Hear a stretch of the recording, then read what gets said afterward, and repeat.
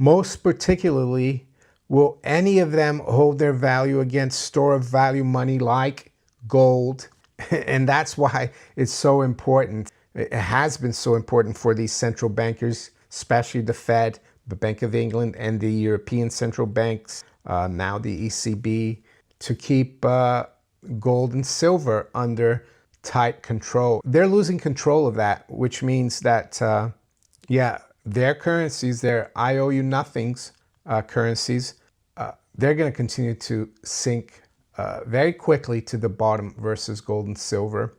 And it's going to be a wild ride. And that's why you have to hold on to your gold and silver for dear life. The US dollar has suffered its sharpest 6-month decline since 1973, falling 10.8% amid Donald Trump's sweeping tariffs, surging national debt, and waning investor confidence. As central banks reduce their dollar exposure and gold prices soar, concerns grow about America's fiscal path, Federal Reserve pressure, and the dollar's role as a global safe haven currency. Financial expert Mario Innecco questions whether fiat currencies can maintain their value, especially in comparison to gold. He says central banks have tried to suppress gold and silver to maintain confidence in their currencies. As that control slips, he urges, holding gold and silver tightly as the collapse of fiat accelerates. Since the early 2000s, a resurgence of interest in gold has occurred among central banks in emerging countries. Countries like China, Russia, and India have significantly increased their gold reserves. However, Innecco warns the current debt-based financial system is near collapse, with Japan's bond market showing major cracks. He cites Japan as the epicenter, noting its 30-year bond yield hit a 25-year high. Innecco predicts surging yields will crush the yen and trigger a global bond market collapse, impacting the UK, Europe, and the US. In a world where the major monetary powers are all simultaneously out of balance, the United States with its deficits and its weakened dollar, Japan with its failing bonds, and Europe with its political instability, the possession of physical gold is akin to an insurance policy against the improbable that has become possible, a collapse in confidence in sovereign debt. Regarding the collapse of fiat currencies, Innecco warns that tangible assets, such as gold, silver, and real businesses, will become highly valuable. He sees Trump's tariff threats on Japan as counterproductive, accelerating de-dollarization. He urges holding physical gold, silver, and top miners as protection in the looming crisis. Before we dive into Mario Innecco's sharp insights from his latest interview, make sure to hit that subscribe button and tap the bell icon so you never miss a moment when truth meets the market. Let's get into it. My hope is that this system is on its last legs, and I think it is. And why is that? Well, because it's a system backed by debt, and it's backed by government debt. And the granddaddy of QE, or money printing and zero rates, is Japan, which has been a very good, not ally, but a minion of the Anglo-American Empire. It's not an ally because it's not on equal footing. But now, with Trump threatening them with tariffs, 25% tariffs. And by the way, I think Japanese tariffs on U.S. goods is something like 1 or 2%. Their whole bond market, the JGB market, which they, up until 2-3 years ago, had been able to keep it valued, overvalued, or in other words, they had been able to keep interest rates low or bond yields low. That's now unraveling. I saw that as of July 8th or Tuesday, the 30-year JGB yield hit a 25-year high, and it's not going to stop, and it's going to flow down. This bond yield explosion is going to flow down towards the shorter maturities, the 10-year, 5-year, 2-year. And what that's going to do, it's going to basically destroy the yen. And once the yen starts getting destroyed, it's going to be a domino effect. We're going to go see the UK bond market collapse. We're going to see all the major European bond markets collapse. We're going to see the treasury market collapse. And with that, gold and silver and anything that's not, let's say, dependent on that system, anything that's real, tangible. Even some companies in the stock market that have real products, they're going to become like unobtainium. You won't be able to get them for almost any price because the currencies are going to become worthless. And I think Japan is where the eye of the storm is, because the Bank of Japan, the central bank there, they've bought more than half of the government bond market. The government debt to GDP, the national debt to GDP is almost 300%. So it's going to be a nightmare. I've spoken about this. The yen carry trade, that's going to explode massively, and it's going to like spread like wildfire. And I think we're getting very close to it. I saw yesterday that Trump has now extended the deadline from July 9th to August 1st. I think people are losing complete faith and confidence in the Trump administration.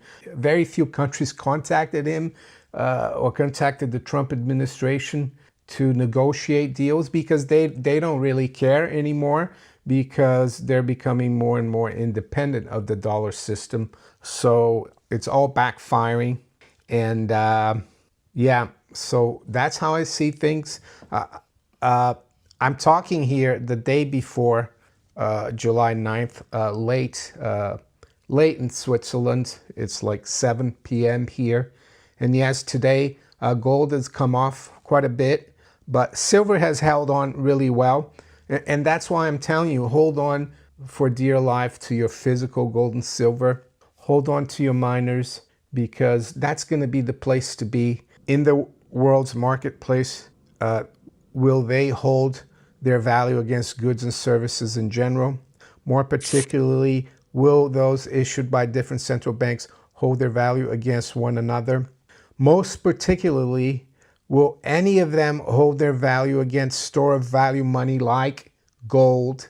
And that's why it's so important. It has been so important for these central bankers, especially the Fed, the Bank of England, and the European central banks, now the ECB, to keep gold and silver under tight control.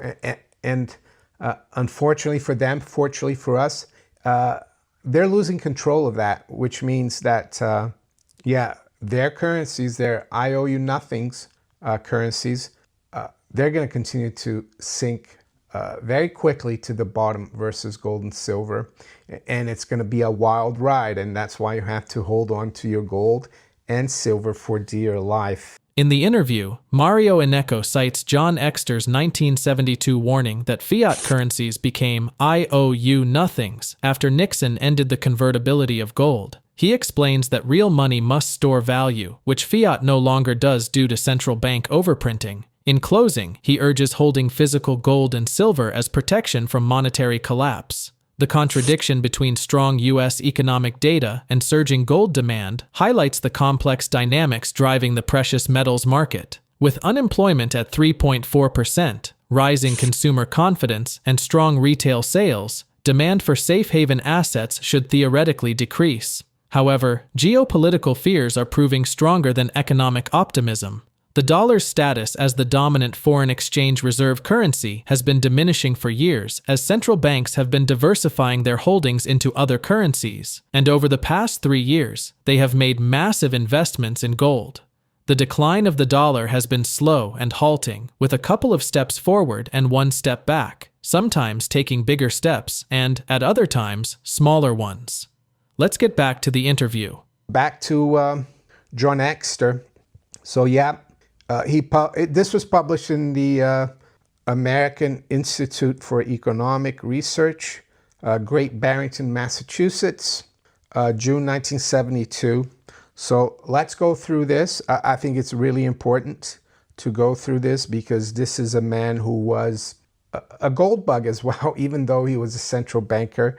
So he says currencies today, that is 1972, are IOU-nothings. And that's because he said that because Nixon suspended the convertibility of the currency into gold, the currency being the Federal Reserve dollar, right? It wasn't a United States Treasury dollar, unfortunately. So let's start. Now that the international monetary system we have so long known has broken down and the world is groping through monetary reform for a new one, it is time to consider some fundamentals. What is money anyway? First, it is a means of payment or a medium of exchange. I prefer that first phrase. It is simpler. We all use money to pay our bills, to buy goods and services. We also accept money when we sell. Second, it is a standard of value.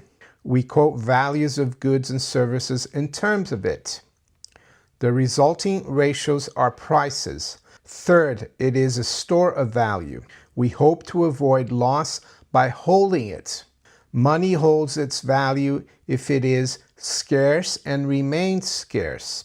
Scarcity is the keystone of store of value money.